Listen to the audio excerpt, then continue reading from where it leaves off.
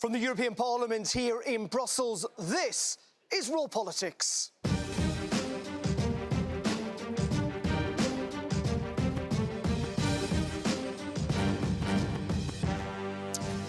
Thanks for joining us. Here's what's coming up tonight. More likely by the day, Europe's chief Brexit negotiator sounds the alarm over a no-deal departure.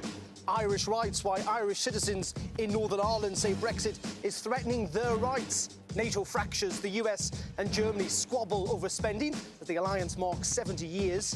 Italy rift, Matteo Salvini and Jean-Claude Juncker bicker over Italy's economy. And Brexit laid bare. Protesters steal the spotlight at Westminster in tonight's Raw Moments. Very good evening. Welcome to the programme. It's time to meet our panellists tonight. First up, we've got Shada Islam. She is Director of Policy at Friends of Europe. What is taking your attention tonight? This war of words between Italy and Brussels. It's not just about the economy, it's about politics, it's about immigration. Interesting. It is indeed, and we will be looking at that a little bit later. Also, we've got Daniel Hannan. He is a British MEP from the European Conservatives and Reformists. Dan, what about you? What's got your attention? I was quite interested in your NATO story. NATO's been looking for something to do for 30 years now, right? In a completely logical world, in 1989, they'd have awarded themselves a medal and retired with honour. So they've been casting around ever since for a way to justify their role, sometimes successfully, sometimes not. And also joining us tonight, we've got Matt Carthy. He is an Irish MEP from the European United Left. Matt, what about you? I'm Irish. It's Brexit all the time, unfortunately, and it is getting to the point where it's becoming really, really concerning for people from my constituency and across our country. And indeed, for people in Britain and across Europe, and that is where we begin tonight. The mood is growing darker here in Brussels as the UK once again failed to vote for a Brexit solution last night. The EU sees the prospect of the UK leaving without a deal becoming more and more likely as next Friday's deadline draws closer. For Brexit watchers, last night's debate had a slightly familiar feel. The ayes were 273, the noes were 276. So the noes have it.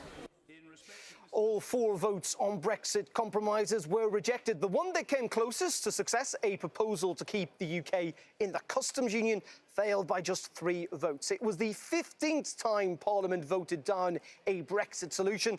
The options open to Theresa May are narrowing by the day. The message from the Brexit chief negotiator, Michel Barnier, today was clear. If the UK can't break its own political deadlock, well, then the EU stands ready to protect itself. No deal was never our desired or intended scenario. No deal was never my desired or intended scenario. But the EU27 is now prepared. It becomes day after day more likely. And listen to this from the Brexit coordinator here in the European Parliament, Guy Verhofstadt. A more dire tone. He tweeted that the House of Commons again votes against all options. A hard Brexit becomes nearly inevitable. On Wednesday, the UK has a last chance to break the deadlock or face the abyss. Matt, let's start with you first of all. Michel Barnier says a no deal is now more likely. In fact, he said this morning, very likely. Do you think it is? I think it's a live prospect, there's no question about it. And as I said at the outset, that's a really concerning prospect for anybody that has an interest in Ireland economically, certainly, but more importantly, just as crucially, politically and socially. And that's where the crux of this backstop, as it is termed, that has been missing, I think, by a lot of Brexiteers, in particular in Britain, that this is more than just economically concerning. So I come from a few short miles south of the border. As far as I'm concerned, the people who live on the far side of the border are as Irish as me. We have to put in place the protections that ensures that they can fulfil their own identity as much as those people who consider themselves to be British. If there is a no-deal Brexit, whose fault is it? Does Europe have to take responsibility for it? I'm somebody who... Why not, though? Takes two to negotiate. I'm somebody who is always willing and able to criticise the European institutions on many occasions. But the truth of the matter is that Britain created this mess. The people of England and Wales voted to leave the EU. Theresa May set out a contradiction at the heart of her Brexit strategy when she said in the one instance that her intention was to remove Britain from the European Customs Union and take the North out, but at the same time not have any hardening of the border. That's a contradiction that the British have never put forward any proposition to deal with. And the only deal that has been put forward has been the backstop, which Theresa May, on behalf of the British government, actually signed up to. Daniel, we heard from Michel Barnier today suggesting that the choices were now no deal, a long extension, or passing Theresa May's deal still. That would be my order of preference. That would be your order of preference. So you would prefer to leave with no deal? Yes, and I mean, this is not my preferred outcome from the beginning, right? I'd much rather that we'd gone for an EFTA-type arrangement, which would, unlike the customs union, have addressed the Irish border issues. But I'm afraid we're up against a complete inflexibility on this question of trying to keep Britain in a customs union. I mean, this is what the backstop is really about. The UK made clear right at the beginning that it would not erect any physical infrastructure at the Irish border, that it was willing to work with Dublin and with Brussels on any reasonable proposals to avoid infrastructure on the other side, and that the best way of doing that would be a deep and comprehensive free trade agreement. We've swallowed all of the other nasties in the withdrawal agreement. Nobody really thinks we owe £39 billion. We've accepted the asymmetric arbitration system, the continuing role for the European Court, but we can't accept that Brussels should in perpetuity control our trade with third countries, which is what's now being proposed.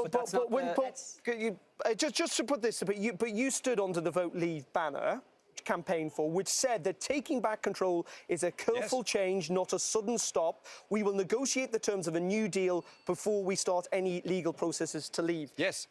How does no deal fit in under a careful change and not a sudden stop? Yeah, I mean, that was the single biggest mistake, that instead of doing that, Theresa May triggered Article 50 not only without having put all of her contingency plans in place, but incredibly without a very clear idea of what she wanted. But all I'm arguing is that no one voted for no deal. The British public did not vote for no deal. Well, actually, that's not quite right. When Parliament voted to trigger Article 50, it did so on the basis that after 2 years we would cease to be a member, deal or no deal. Now, I think we should have done quite a lot of preparation before we got to that point, but that was the vote that an overwhelming majority of MPs made. Shada, while all this is happening and these debates are happening with politicians and votes in Westminster, what do the rest of us make of this? What do the people watching this programme have to make of this? We kind of look at this drama, but it's got potentially very real consequences at the end of next week. Absolutely. It's a tragedy. It's a shambles. And what I think, ideally, Darren, we should have a second vote. A second referendum. That is what we need. This is an impasse. No one's going anywhere. It's the blame game. And meanwhile, the people, many people are really worried. I mean, but the food industry is worried. What about the trade deals? I was with Indian experts today. The world is laughing at Britain, but the world is also laughing at Europe. So the quality of our leadership is so poor. We used to stand up to the rest of the world and say, look, this is the way you should do things. This is how Parliament works. This is democracy. We can't really do that. But how is a second referendum the answer? I mean, I know this is often the answer in Brussels. They've done it twice in Ireland. They've done it in Denmark. We don't like the result. Go away and try again. We'll say it more slowly for you. But really, is ignoring the biggest vote because you don't think... Or enabling people to have a second chance? Knowing more. Well, there was not a single person on either side who at the time did not say, this is it, it's final, it's binding. In fact, the people on the Remain side said that especially loudly, aggressively, one might almost say. There's never going to be another vote. It's now on never. Don't imagine that, John Major, Nick Clegg, Paddy Ashdown, they were absolutely unequivocal that there would never be a second referendum. So when they now come back and say, oh, yeah, but let's have another one, and this time we really mean it, this time we actually will abide by the result, why on earth should anyone take that seriously? There were 1 million people, more than 1 million people out in the streets. There are people out there really... What's wrong with it? Why are you so afraid to do a second referendum? It's not about being afraid. But, I mean, clearly, why can't we do it? People change their minds. First of all, there weren't 1 million people on the street. That has been absolutely fact-checked to death. Secondly, even if we pretend that there were 1 million, that is still less than the margin by which Leave won. Well, let's just deal with we are not a country governed by street demonstrations. We're a country governed by the ballot. By based on lies. Let's deal with the cards that are on the table. We're faced with, as you say, 3 prospects, all of which at the moment seem like impossible possibilities, to consider a scenario where there would be a second referendum or a revocation, impossible to see how it would happen. Had Theresa May's deal been passed, impossible to see how it would happen. No deal Brexit, impossible to see how anyone could let it happen. Yet, within a couple of weeks, one of those impossibilities is going to have happened. And the difficulty from an Irish perspective is that the challenges that presents, not only, as I say, to our economic, but to the Good Friday Agreement. And I think that's where Daniel misses the point fundamentally. You consider the north of Ireland just to be the same as any other part of Britain. It's not. It's a contested territory that is underpinned by a peace agreement that was a long time in the making, and that can unravel very quickly. And that's what the British government are currently doing. Just hold on, because we're just going to bring in actually just the perspective of someone else, someone who may be affected by a no-deal Brexit, whose livelihood and business would be directly affected, and that is Cart Bertson, who owns a family-run exporting business of plants, where the vast majority of those exports actually go to the United Kingdom. Cart, thank you very much indeed for joining us near Ghent in Belgium. Just explain how impacted your business would be in the event that in just over a week's time the UK left with no deal. Good evening. It's a real nightmare for us. We, from the start, when we heard about Brexit, we were concerned because it's our main market. And we've been trying to get ready, but the problem is that we don't know what to get ready for. And in regards to you don't know what to get ready for, who do you blame for that? Because the European Union repeatedly say that they have got lots of plans in place for no deal. Have you heard from them? Have you heard from the Belgian government? Yes, we've put everything into place, but the problem is from a hard Brexit to a certain time, a period of time that gives us the chance to prepare. That's what we hoped for, and that's what more unlikely to happen. And just to kind of talk about, I mean, your business is clearly very important to you. Do you genuinely think that if you cannot, or there are impediments to stop you exporting to the UK, in just over a week's time, that might be it, that your business has got no alternative? Can you not find another place to sell your goods? For 25 years, we've been focusing on the UK. We really know the market very well. We know our customers. We've been, focusing on that one. So it's not easy to get out, and that's not our intention. But it's what's frustrating is that it will cost us extra effort, and it will cost us a lot of money, and it will not improve the quality of our plants, of our service. That's the problem. And just very finally, I mean, you say you're concerned. How worried are you as well? Well, we are very worried, but yes, there's not a lot we can do. That's the problem. We hope that there would be a real sense of urgency, and that the British government would really, take a decision. And that doesn't happen. That's the problem. It is concerning for lots of people. Thank you very much for joining us, and nice to see one of the plants there in the background. Now, let's discuss this a little bit further. Joining us is Pauline Basseton, who is the head of the European Policy and Brexit at the Freight Transport Association. Also still with us, of course, is Matt and Daniel as well. Pauline, let's start with you. That is a particular example, one particular case, particularly exposed, it should be said, to the UK market. What are you hearing from other businesses across the continent about their concerns, at least based on the uncertainty of not knowing what's going to happen next? Similar messages. I think business have stopped listening to politicians. We're just now preparing for a no deal on the 12th of April, which is the default legal situation. So you have three groups of businesses. You have the ones who have been preparing for a long time, usually large companies. They're still very frustrated because there are a number of things that, a number of questions they have which are still without any answers. There are some easements that have been secured thanks to our hard work, but these easements eventually will expire. Then you have those who are essentially only starting to prepare, only starting to see what they need to do. They've done some things, but not everything.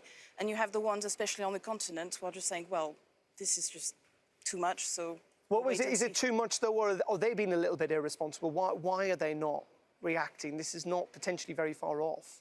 When you have official guidance from the UK government, when you have the Prime Minister of the UK saying repeatedly that no deal is a very unlikely outcome until extremely recently, is business the one being irresponsible, or are politicians being irresponsible? Well, let's put that to some politicians. It's not been terribly clear. Clearly, there is an awful lot of uncertainty out there.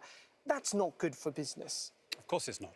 But we are here because... But have politicians made that uncertainty worse? Well, the reason we're in this position is that the EU is making of the UK a demand that it wouldn't make of any other country for permanent control of our trade policy and the regulatory annexation of part of our territory. I mean, imagine if it had said to Canada during the trade talks, we'll only sign a trade deal if you give us regulatory control of Quebec and we control your trade. And by the way, we might not even give you the trade deal after. I mean, of course we're not going to sign up to that. But isn't the... That's not what happened. That's not what happened.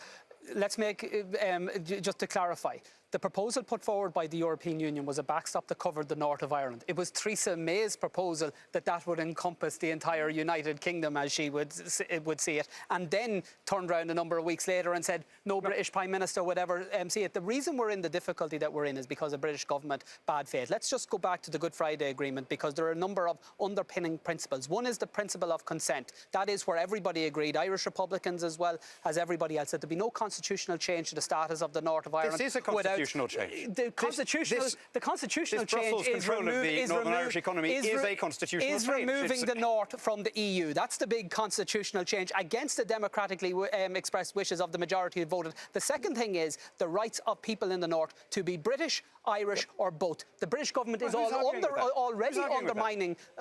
undermining that right by telling people that they are by default British. The third important consideration in the Good Friday Agreement and principle is the route to Irish unity through democratic means. That's where Daniel's position is creating the scope for, because the bad will that we have seen coming from the British side throughout this entire process, remember, they haven't put forward a single proposition to deal with the border issues, and is it any wonder then why businesses across the EU have been left in the limbo that they have? Let's pause that there, because you picked up on something, and there's been an awful lot of talk about Northern Ireland, and some Irish and dual citizens there have taken to social media today to warn that their rights are under threat because of Brexit. But are they really? Well, Alex Morgan and his team are at the Cube at Euronews headquarters and have more on that. Alex.